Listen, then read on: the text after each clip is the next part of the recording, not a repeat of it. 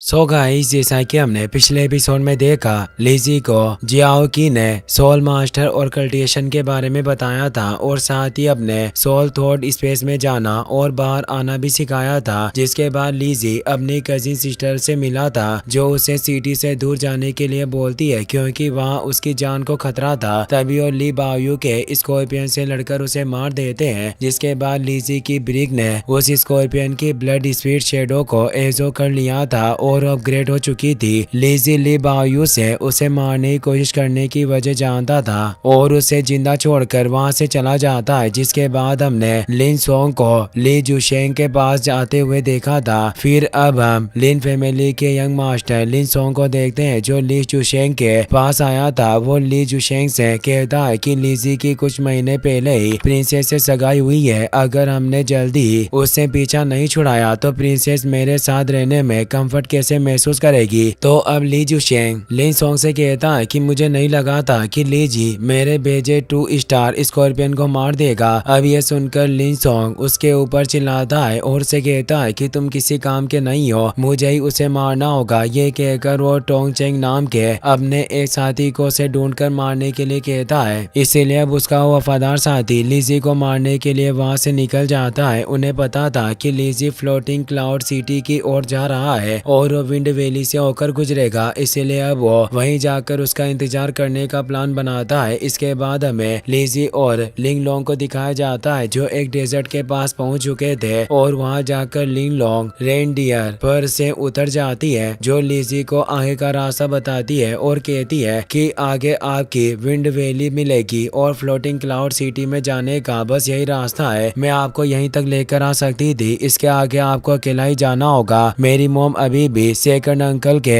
कब्जे में है, इसीलिए मैं उन्हें छोड़कर कहीं नहीं जा सकती। मगर अब ये बात सुनकर लीजी उसे कहता है कि मैंने ली बायू को पीटा है और उनका भेजा स्कॉर्पियन भी मारा है। मैं तो यहाँ से जा रहा हूँ, लेकिन अब मेरी वजह से तुम मुसीबत में फंस चुकी हो। यह सुनकर लिंग लोंग उसे कहती है कि आप हमारी चिंता मत कीजिए, मुझे तो कुछ दिन पहले ही सेकंड अंकल ने पनिश किया है, इसीलिए मुझे आदत हो गई है। मैं तो आपको ड्रैगन किंगडम का सबसे पावरफुल और स्ट्रॉन्ग कल्टिवेटर बनते देखना चाहती हूँ। मुझे और मेरी मॉम को आपके वापस आने का इंतजार रहेगा। हमारे लिए बस आप ही फैमिली के हेड हो, इसलिए आपको जल्द से जल्द यहाँ आना होगा। ये कहकर वो लिजी को वहाँ से भेज देती है। जिसके बाद लिजी रेनडियर पर बैठकर विंड वैली में पहुँच चुका था जहाँ पर उसे बहुत सारे रिफ्यूजी लोग दिखते हैं जो भूख और प्यास से तड़प रहे थे, जिन्हें देखकर लिजी को बहुत बुरा लगता है और वो सोचता है कि इल्यूजनरी वर्ल्ड कॉन्टिनेंट के लोगों की जिंदगी तो बहुत ज्यादा खराब है। लिजी की यह बात सुनकर जियाओ की उससे कहता है कि आप जैसे ही कोर्ट ऑफ हेवन को पूरी तरह से रिपेयर कर दोगे, इन सब की जिंदगी भी फिर से नॉर्मल हो जाएगी। लीजी आगे बढ़ ही रहा होता है, तभी वहाँ पर वर्ल्ड कॉमर्स अलायंस का काफिला आता है और उन सभी रिफ्यूजी के पास आकर रुक जाता है। तभी हम एक लड़की को देखते हैं जो उस घोड़ा गाड़ी के अंदर से रेफ्यूजीज को देख रही थी। वो अपने साथ चल रहे अपने बॉडीगार्ड अंकल लियान से रुकने के लिए कहती है कि वो और उनके रेफ्यूजीज को थोड़ा खाना देने के लिए कहती है। पहले तो अंकल लियान उसे मना करते हैं कि हमारे पास ज्यादा खाना नहीं है और अभी हमारा 3 दिन का सफर और बचा हुआ है। अगर हमने इन्हें खाना दे दिया तो हमें भूखा रहना पड़ सकता है। लेकिन वो लड़की नहीं मानती और इसीलिए लियान को उन्हें खाना देना ही पड़ता है। लियान उन सभी से कहता है कि मिस शी, तुम सबकी मदद करना चाहती हो और ने तुम्हें खाना देने के लिए कहा है। ये कहकर वो उन सभी को कुछ रोटियां देता है, लेकिन वो सभी उन रोटियों के लिए झगड़ने लग गए थे और एक दूसरे से उन्हें छीनने लग चुके थे। तभी एक छोटी बच्ची उन सभी के बीच से एक रोटी लेकर अपनी माँ के पास आ जाती है और उसे वो रोटी खाने के लिए दे देती है। मगर तभी वहाँ पर एक आदमी आकर उनकी रोटी छीन लेता है और खुद खाने लगता है। यह देखकर अब वो लड़की जिसे लियांग मिस शी फेंग कह रहा था, वो लियान से उस बच्ची की मदद करने के लिए कहती है। लेकिन लियान उससे कहता है कि आप सभी लोगों की मदद करना चाहती है, लेकिन उनकी किस्मत में ये नहीं लिखा है। हमने उन्हें उनकी किस्मत के भरोसे छोड़ देना चाहिए। आप उन सभी लोगों की मदद नहीं कर सकती। मगर अब शी फेंग लियान से कहती है कि मैं सबकी मदद नहीं कर सकती, लेकिन मेरे सामने जो भी होगा मैं उसकी मदद जरूर करूंगी। यह कहकर लियान को उस बच्चे की हेल्प करने के लिए भेजती है। लेकिन लियान के जाने से पहले ही अब लीजी उस बच्चे की मदद के लिए आ जाता है और उस आदमी जिसने उस बच्चे की रोटी चुराई थी उसे पीट कर उससे रोटी ले लेता है। वो सभी लोगों को रोटियों के लिए लड़ने से रोकता है और अपना बैग खोलकर उसके अंदर से अपना खाना निकाल कर उन्हें दे देता है, जिससे सभी को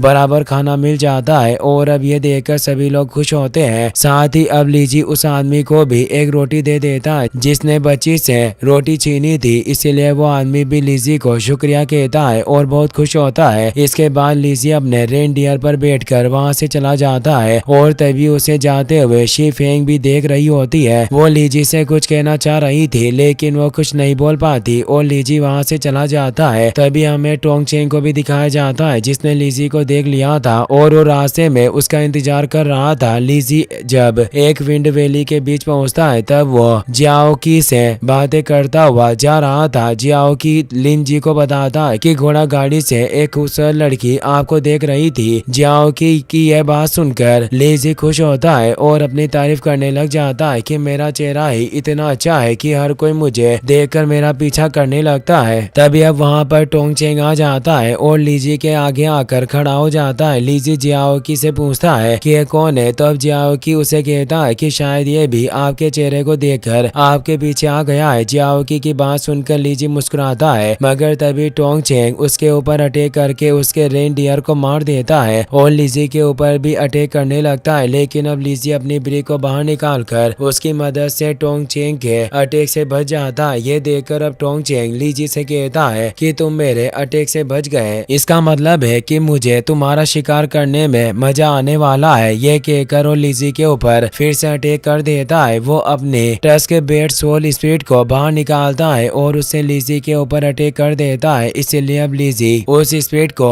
ब्रिक की मदद से रोकता है और तभी जियाओ की लीजी को बताता है कि आप ब्रिक के अंदर से स्कॉर्पियन की ब्लड शेडो को बाहर निकालने की कोशिश करो। यह सुनकर अब लीजी ऐसा ही करता है और स्कॉर्पियन ब्लड शेडो की कंट्रोल स्किल से टोंग चेंग के ऊपर अटैक करता है। उस अटैक से अपोनेंट कुछ वक्त के लिए पैरालाइज हो जाते हैं, इसीलिए अब टोंग चेंग भी पैरालाइज हो जाता है। यह देखकर अब लीजी बहुत खुश होता है और उसके पास जाकर उसे पंच मारने लगता है मगर कुछ ही देर में उसके अटैक का असर खत्म हो जाता है और टोंग चेंग फिर से हिलने लग जाता है। टोंग चेंग अब फिर से अपनी बेट स्पीड को बाहर निकालता है लेकिन तभी अब जियाओ की ब्रिक के अंदर से स्कॉर्पियन की स्पीड को बाहर निकाल देता है जो बेट के ऊपर अटैक कर देती है मगर वो बेट स्कॉर्पियन स्पीड को खत्म कर देती है और टोंग चेंग लीजी को पीटने लग जाता है। लीजी उसके ऊपर फिर से स्कॉर्पियन शेडो कंट्रोल स्किल से अटैक करता है लेकिन इस बार वो बच जाता है। अब वो लीजी को मारने के लिए बढ़ रहा था लेकिन तभी वहाँ पर कॉमर्स अलायंस वाली लड़की शी फेंग आ जाती है और टोंग चेंग के ऊपर अटैक करने लग जाती है जिससे लीजी बच जाता है मगर शी फेंग भी ज्यादा पावरफुल नहीं थी, इसीलिए टोंग चेंग उसे बीट कर देता है और उसके ऊपर अटैक करने वाला होता है। तभी लीजी अपनी कंट्रोल स्किल से उसे पैरालाइज कर देता है जिसके बाद मिशी उसे मारने लगती है मगर तभी अब जैसे ही टोंग चेंग ठीक होता है वो फिर से मिशी पर अटैक कर देता है लेकिन अब लीजी अपनी ब्रिक से मारकर टोंग चेंग को दूर ले जाकर चट्टान पर फेंक देता है जिससे वो बेहोश हो जाता है। फिर लीजी मिशी के पास आता है और लीजी उसकी खूबसूरती देख पाता उससे पहले ये एपिसोड खत्म हो जाता है। गाइस अगर आपको वीडियो पसंद आया हो तो इस वीडियो को लाइक करने के साथ साथ चैनल को सब्सक्राइब जरूर कर लेना। मिलते हैं नेक्स्ट वीडियो में। Thanks for watching.